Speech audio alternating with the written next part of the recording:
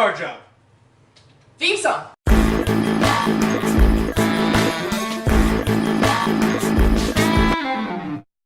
The Bye Bye Man. Which surprised me, actually. It wasn't as terrible as I thought. Yeah, I went into this, I'm not gonna lie, I went into this movie expecting it to be okay, but not really like, oh my god, that was incredible. I went into this thinking, well, we actually talked about this before the movie even came out. Action and I talked about this. Green Eyes, she even was in there. I think I might have. I think we said we may have saw the entire movie based off the trailers. Yeah, that was my honest... Holy crap! Were we wrong? Yeah. We were sorely mistaken. That was my honest opinion. My honest hypothesis about it was like, I've seen the trailer. I saw the 2-3 minute trailer that broke down, you know, who the Bye Bye Man was and who all these characters were and whatnot and what they're going through. And I'm honestly sitting here thinking, you know, the trailer is probably the entire movie. The only extra thing we're going to learn is, you know, what happens at the end. The funny thing about the acting is I loved it and hated it. Sorry. Yeah. No, I'm serious. I loved and hated it at the same time. There were some that just continued to be sticks in the mud, though. Like the girlfriend, I'm sorry. Sasha, yeah. She's like, don't go, Elliot. Don't she was go." very soft-spoken. Like, It was monotone. It was like if someone had trained a robot to whisper. Yeah, that's probably like my main nitpick of this movie is like all the actors and actresses. I would they say played their Elliot roles. was probably the best one. Hands down, he stole the show. Yeah, Douglas Smith as Elliot stole the freaking show. He was amazing. But honestly, the actors as a whole, like the whole cast, played the roles very well, except for Cressida Bonus. Yeah, is that how you Bonus. Boner. Boner. But yeah, I feel like, you know, in the first like 15-20 minutes of the movie, you know, Cressida played the role well. She did. She did a good job. It's just after they get into this new location, and after the creepy things start happening, it's like her will to act was over. Yeah, it's like her drive to be a convincing actress went from like here to That's why I thought she was possessed, because like she was a normal, like, oh, happy girlfriend. Oh, look, I'm throwing a party. I know I'm not the only one that was really weirded out of the lack of blood. I know it's a PG-13 movie, which it was fucking good for a PG-13 movie. I will give it that. But there was one part where like a shotgun directly through the chest, and it hit so hard she indented the wall. But there was no blood on the wall. Not even on the shirt. No blood on the wall where she hit. No blood on the floor where she was curled up perfectly in the fetal position. My bitch ass would have been bleeding everywhere. Yeah, it would have been just like gush. Anybody else kind of find it weird that girl, when she hits the wall, the force she did, she falls over, dies, but she dies in a very comfortable fetal sleeping, I'm taking a nap position like this. I guarantee she below probably the did sign that said "Happy Sweet 16th Birthday." I don't like the trend in horror movies where there's jump scares constantly.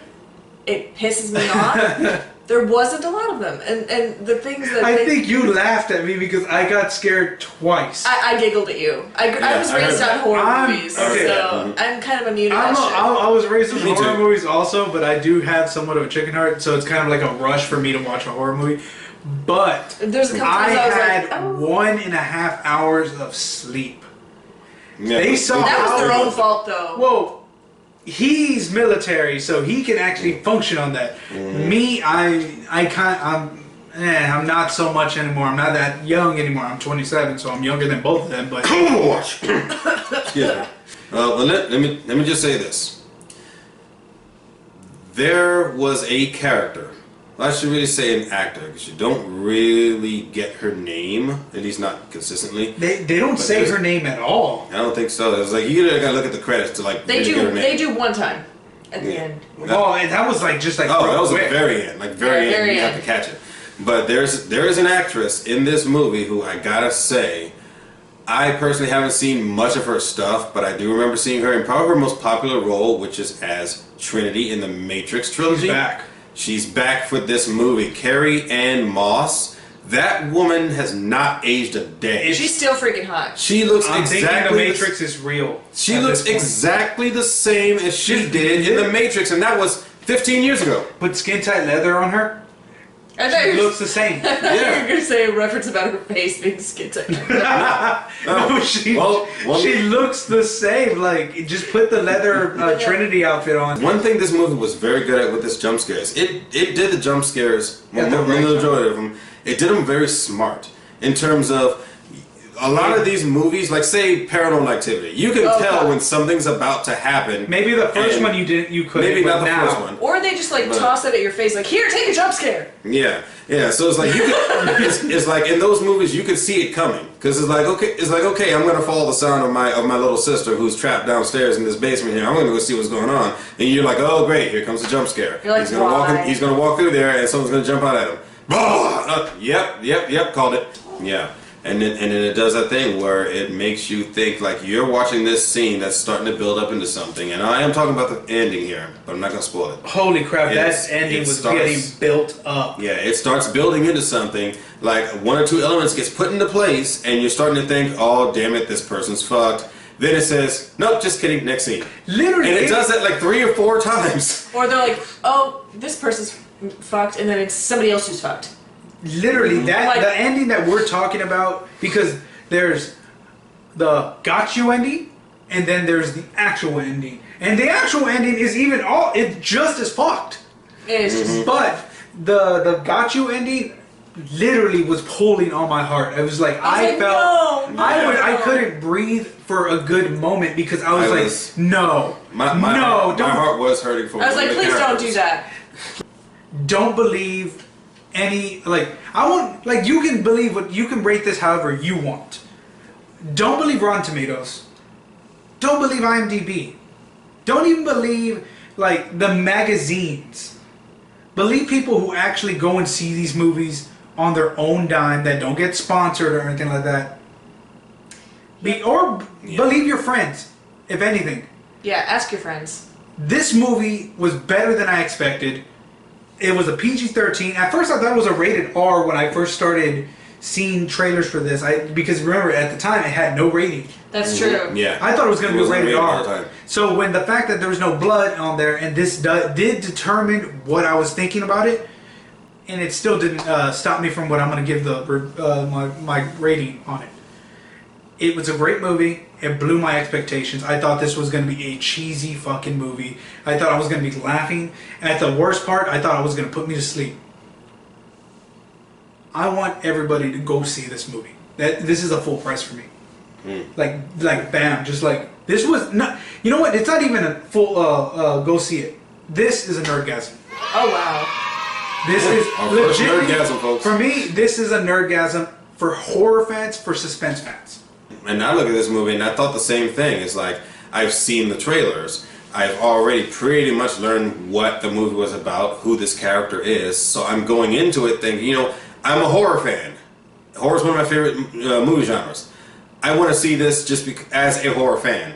But I'm also not expecting a lot out of it because of the story and what the trailers are. And because I'm used to the trend that, say, Paranormal Activity and those other movies have done, I don't expect much out of it. I go into it, I get a phenomenal story, I get phenomenal storytelling, the way they actually put it together, I get phenomenal acting in general, I get all these twists that makes you think something's about to happen, and then it doesn't happen, and then you wind down, your adrenaline drops, and you're just like, oh, okay, he's safe. Bam! Oh my God! Whoa! The jump scares. You probably scared somebody right now. Yeah, probably did. It's like the jump scares, the way they were put into it, done very appropriately, to the point where you actually don't expect it. You think you're expecting it, and then nothing happens, and you're just like, okay, next part of the movie, and then they throw it at you, and you're just like, oh my God, And I don't get affected by jump scares too often, but it affected me a couple times. It really did. And then the ending, and then, oh, by the way, the legendary Doug Jones as the Bye-Bye Man. When he finally took the hood off, I was like, oh my God, that's Doug Jones. I recognize him right off the bat. I mean, hey, he's the freaking Silver Surfer. I mean, come on. It's Doug Jones, man.